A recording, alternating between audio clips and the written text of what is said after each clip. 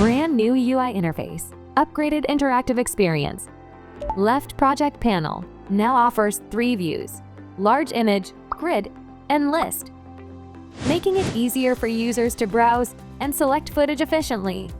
Right editing panel now subdivided into several functional modules: stabilization, media processing, stitching, color, audio, logo, and file information. This allows users to quickly locate and use the required features, improving editing efficiency. Bottom action bar. The layout of the action area has been optimized, reducing unused space and enhancing user interaction. Import area. Dual import areas are now available. Users can either click the import button to upload footage or simply drag and drop files on the right area. Importing is more flexible and convenient now. New features in the editing panel. Footage handling made easier.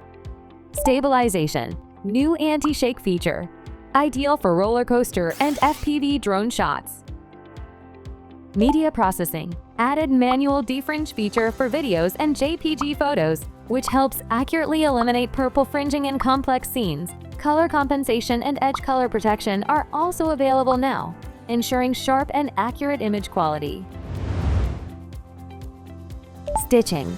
Added custom stitching functionality, suitable for more specific scenes, such as aerial shots, providing finer stitching adjustments.